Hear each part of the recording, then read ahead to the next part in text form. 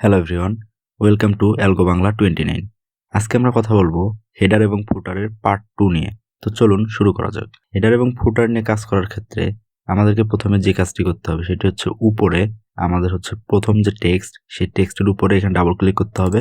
আচ্ছা, double click করলাম, তারপরে আমাদেরকে হেডার এবং ফুটার যে মেনু, সেই মেনুতে নিয়ে আসছে। তো এখানে হেডার এবং ফুটারের আমাদের আজকের যে টপিক সেটি হচ্ছে ইনসার্ট, নেভিগেশন এবং অপশনস এবং হচ্ছে পজিশন। তো তার আগে ইনসার্ট করার আগে আমরা প্রথমে একটু নেভিগেশন নিয়ে কথা বলি। নেভিগেশন এই সাবসেকশনে আমরা দেখতে পাচ্ছি go to header, go to footer. তো এখানে আমরা এখন হেডার নিয়ে কাজ করতেছি, এই জন্য এখানে হেডার এখানে ক্লিক করা আছে। এখন আমরা যদি ফুটার নিয়ে কাজ করি, এখানে ফুটারে যদি ক্লিক করি তাহলে আমার ফুটার অপশনে চলে আসবে। তো এখন আমরা যেহেতু হেডার নিয়ে কাজ করতেছি, সেক্ষেত্রে আমাদের এই অপশনগুলো থাকবে হেডারের জন্য। আর যখন ফুটার নিয়ে কাজ করব তখন ফুটারেও যাবে, কিন্তু অপশনগুলো কিন্তু সেম থাকবে। তো এই গেল আমাদের নেভিগেশনের কাজ। এখন আমরা যদি একটু ইনসার্ট সেকশনে আসি, ইনসার্ট সেকশনের প্রথমে আছে ডেট অ্যান্ড টাইম, এখানে ক্লিক করলাম। এখন এখান থেকে আমাদের বেশ কিছু ফরম্যাট আছে ডেট অ্যান্ড টাইমের। তো আমি যদি এই ফরম্যাটটি সিলেক্ট করি, এখান থেকে সিলেক্ট করার পরে এখানে দেখতে পাচ্ছেন আপডেট অটোমেটিক্যালি। এখানে আমি যদি ক্লিক করি, তার মানে কি, আমি যখন এই ফাইলটা ক্লোজ করব, ক্লোজ করে পরবর্তীতে আমি যখন আবার এই ফাইলটি ওপেন করব, তখন আমার টাইমটা কি হবে, সময়ের সাথে সাথে আপডেট হয়ে যাবে। তো এটা আমি ক্লিক করে দিলাম, তারপর ওকে করলাম। এই দেখেন এখানে কিন্তু আমার সেকেন্ড সহ শো করতেছে। তো এখন এই ফাইলটি ক্লোজ করে যদি পুনরায় আবার ওপেন করি, তাহলে দেখি যে ফাইলের যে টাইম, সে টাইমটি কিন্তু সময়ের সাথে সাথে আপডেট হয়ে গিয়েছে। আমরা একটু দেখাই। এই যে দেখেন, আমি ফাইলটি ক্লোজ করার আগে আমার সময় কিন্তু ছিল 12:39। এখন আমি যখন একটু পরে আবার ফাইলটি ওপেন করলাম পুনরায়, তখন কিন্তু আমার টাইম সাথে সাথে আপডেট হয়ে 12:40 হয়ে গিয়েছে। তো এই গেল আমাদের হচ্ছে অটো আপডেটের কাজ। এরপরে আমরা আসবো ডকুমেন্ট ইনফোতে। ডকুমেন্ট ইনফোতে মানে এখানে আপনার বেশ কিছু সেকশন আছে, author, file name, file path, document title. Author মানে হচ্ছে এখান থেকে আপনি আপনার যে অথর, সেই অথরের নাম এখান থেকে অটোমেটিক্যালি ফিল হবে। যে দেখেন আমার এটি হচ্ছে সোহাগ সরকার দিয়ে সাইন ইন করা আছে, এই জন্য সোহাগ সরকার আসছে। তারপরে আরেকটি অপশন আছে, সেটি হচ্ছে ফাইল নেম। এই যে আমার এখানে দেখেন ফাইল নেম হচ্ছে ক্লাস 13, এই ফাইল নেম এখানে অটো শো করবে, এই যে অটো শো করতেছে। তারপরে আছে হচ্ছে আমার ফাইল পাথ, মানে এই ফাইলটি আমার কোথায় সেভ করা আছে সেই পাথটি আমাকে শো করবে। এই যে এই পাথটি আমাকে শো করতেছে। তারপরে এখানে আসবে হচ্ছে ডকুমেন্ট টাইটেল, এখান থেকে আপনি টাইটেল দিবেন, এডিট করে দিবেন। তারপরে আমাদের আসবে হচ্ছে ডকুমেন্ট প্রপার্টি। এই ডকুমেন্ট প্রপার্টির এখানে আমাদের বেশ কিছু ক্যাটাগরি আছে, যেমন অ্যাবস্ট্রাক্ট, মানে এখানেরই কিছু, এই যে এখানকারই অথর ফাইল নেমেরই কিছু বেশ কিছু আপডেট ফিচার এখানে আছে, বেশ কিছু ক্যাটাগরি আছে, এখান থেকে সিলেক্ট করে কাজ করতে হবে। তারপরে আমরা যদি ফিল্ডে আসি, এখানে ফিল্ডে এসে আরও অনেক ক্যাটাগরি আছে, ফিল্ড নেম আছে, এখান থেকে সিলেক্ট করতে হবে, সিলেক্ট করে তারপরে সেই অনুযায়ী কাজ করতে হবে। এরপরে আমরা আসবো কুইক পার্টস। এই কুইক পার্টসে যদি ক্লিক করি, এই দেখেন এখানে আছে অটো টেক্সট, এই যে এখানে এইচ আছে, এইচ অটো টেক্সট হিসেবে প্রিন্ট করবে। তারপরে আছে হচ্ছে এই যে এইচপি আছে, অটো টেক্সট, এগুলো হচ্ছে অটো টেক্সটের কাজ। এখানে আপনি যে অটো টেক্সট সেট করে দিবেন, সেই অটো টেক্সট এখানে আপনাকে ক্লিক করা মাত্রই এখানে প্রিন্ট হবে। তারপরে আমরা আসবো ডকুমেন্ট প্রপার্টি। ডকুমেন্ট প্রপার্টির কাজ এই যে ডকুমেন্ট ইনফোতে আমরা যে ফিল্ডের কাজ দেখেছিলাম, সেই ফিল্ডের কাজের সেম। তারপরে এখানে আমাদের ফিল্ড আছে, এই যে ফিল্ডের কাজ একটু আগে দেখলাম, আমাদের হচ্ছে ডকুমেন্ট ইনফোতে একদম সেম কাজ। তারপরে আমরা আসবো বিল্ডিং ব্লকস অর্গানাইজার। এখানে এসে আমরা বেশ কিছু বিল্ডিং ব্লকসের ক্যাটাগরি দেখতে পাবো, যেমন হচ্ছে আপনার কাভার পেজ, তারপর হচ্ছে অটো টেক্সট, বিবলিওগ্রাফি, এগুলো বেশ কিছু ফরম্যাট আছে, টেমপ্লেট আছে। এই টেমপ্লেটগুলো নিয়ে কাজ করার জন্য এখানে বিল্ডিং ব্লকস সিলেক্ট করে কাজ করতে হয়।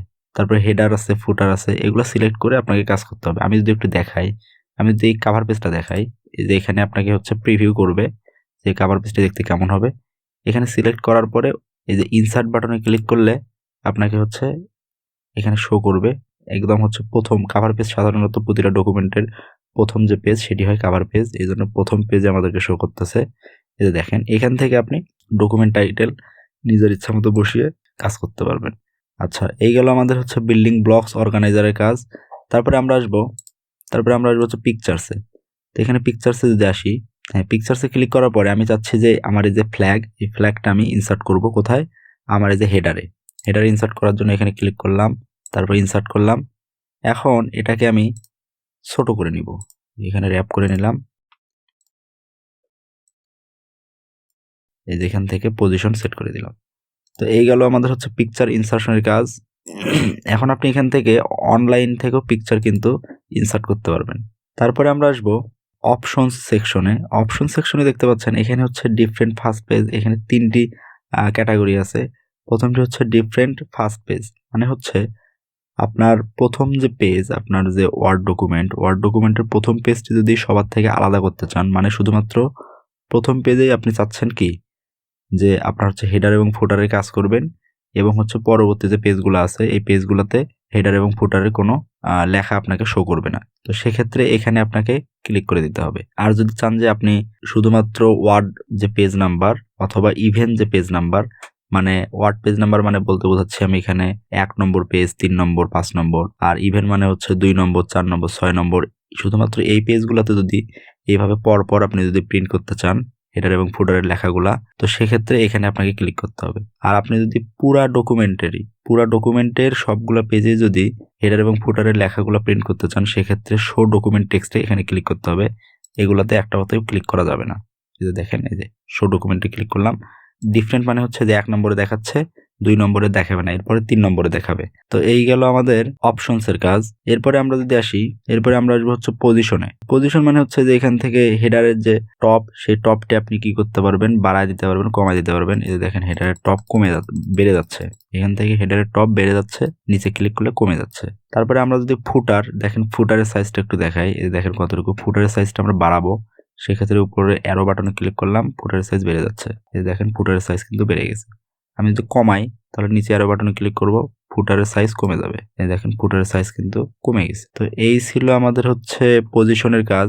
এরপরে আমরা আসবো ইনসার্ট অ্যালাইনমেন্ট ট্যাবে। ইনসার্ট অ্যালাইনমেন্ট ট্যাব মানে হচ্ছে আপনি চাচ্ছেন যে আপনার এই হেডারের লেখাটা আপনি রাইট পজিশনে রাখতে চাচ্ছেন নাকি লেফট নাকি সেন্টারে, সেক্ষেত্রে আপনার এখানে সিলেক্ট করে দিয়ে ওকে বাটনে প্রেস করতে হবে। আমি চাচ্ছি যে আমি রাইটে রাখবো, এখান থেকে রাইট ক্লিক করে দিয়ে ওকে বাটনে প্রেস করে দিলাম।